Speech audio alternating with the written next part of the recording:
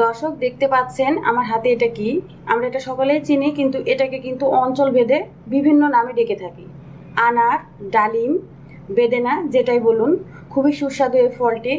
আমরা এটাকে ছিলে নিতে এবং ভিতরের যে দানাগুলো আছে বের করতে সবসময়ই সমস্যা ফেস করি। এই প্রবলেমটাকে সলভ করার জন্য আজকে আমি উপস্থিত হয়েছি। আপনাদের দেখিয়ে দেব খুবই সহজে কিভাবে এটাকে ছিলে নিতে পারবেন, ওপরের খোসা আর ভিতরের দানাগুলো বের করতে পারবেন। তো শুরু করা যাক।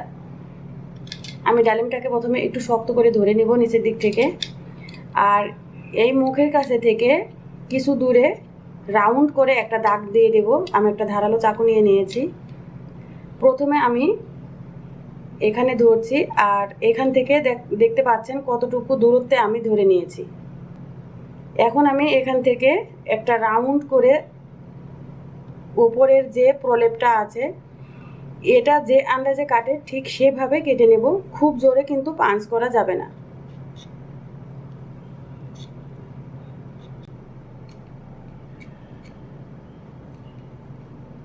এভাবে করে রাউন্ড করে নেওয়া হয়ে গেছে, দেখতে পাচ্ছেন।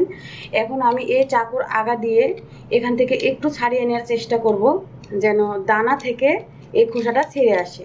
আপনারা লক্ষ্য করলে বুঝতে পারবেন, দেখেন একটু ঢিলা ঢিলা হয়ে গেছে। এটা কিন্তু আমি সহজেই খুলে নিতে পারবো। সহজে খুলে নেওয়ার জন্য এটা কিন্তু খুব গুরুত্বপূর্ণ। এভাবে করে একটু করে চাপ দিবেন। এখন আমি এভাবে করে অংশটাকে খুলে নিচ্ছি।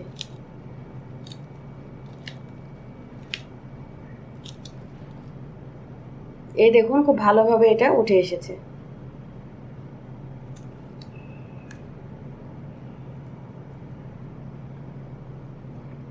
এবারে আপনারা দেখতে পাচ্ছেন ভিতরে শির থাকে, এখানে এখানে শিরগুলো দেখা যাচ্ছে।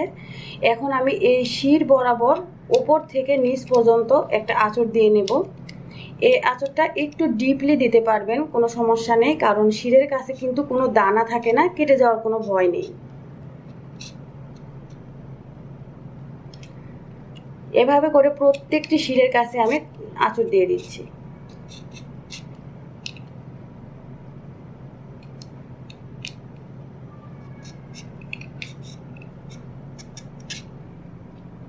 একটু লক্ষ্য করলে দেখতে পাবেন আমি কিন্তু প্রত্যেকটি শির এভাবে বরাবর নিয়ে কেটে দিয়েছি। এভাবে ঘুরিয়ে আমি দেখিয়ে দিচ্ছি। কিছু শির একটু দূরত্বে আছে, আর কিছু একটু ঘন আছে। এই চিকন অংশগুলোর ভিতরে আমি দিব না। এখন এই শিরের যে বেশি দূরত্বের জায়গাগুলো আছে তার মাঝখানে এবার ডিপলি দিব না, আলতো করে চাপ দিয়ে আমি একটা এভাবে করে আঁচড় দিয়ে দিচ্ছি।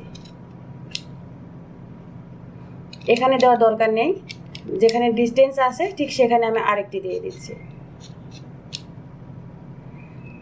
এটাতেও দেওয়ার কোনো প্রয়োজন নেই, এই মাঝখানেরটা দূরত্ব অনেক বেশি, এর মাঝখানে আমি একটা দিয়ে দিচ্ছি।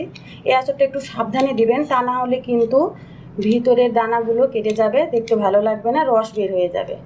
হয়ে গেছে। এখন আমি আস্তে আস্তে এই অংশগুলোকে ছাড়িয়ে নিব।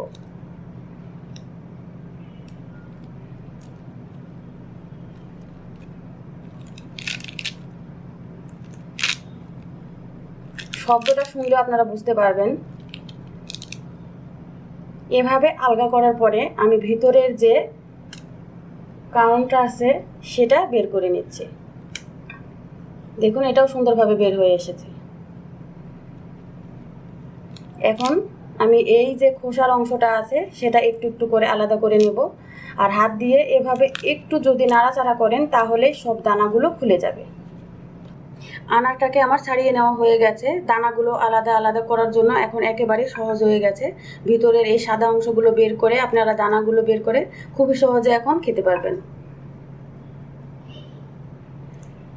এইভাবে এই অংশগুলো ফেলে দিলে খুব ভালোভাবে দেখুন উঠে যাবে, আর হাত দিলে খুবই সহজেই এগুলো নিচে পড়ে যাবে। এখন আর রস বের হয়ে যাওয়ার সম্ভাবনা নেই, নষ্ট হওয়ার সম্ভাবনা নেই। হাত দিয়ে শুধু নিজেরা খাবেন আর বাচ্চাদেরকে সহজে খাওয়াই দেবেন। এখন আমি সকল দানাগুলোকে এভাবে খুলে নিয়ে আপনাদেরকে দেখাবো। দেখতে পাচ্ছেন দর্শক, আমি সবগুলো দানাকে বের করে নিয়েছি।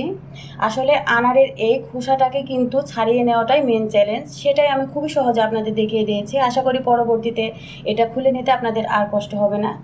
আর এই আনারের মতো রঙিন হয়ে উঠুক আপনাদের জীবন, সেই দোয়া করি। আমার জন্য আপনারা দোয়া করবেন প্লিজ। আপনাদের এই ভিডিওটি ভালো লাগলে একটা লাইক দিবেন, আর আমার চ্যানেলটি অবশ্যই সাবস্ক্রাইব করবেন। আজকে বিদায় নিচ্ছি, আল্লাহ হাফেজ।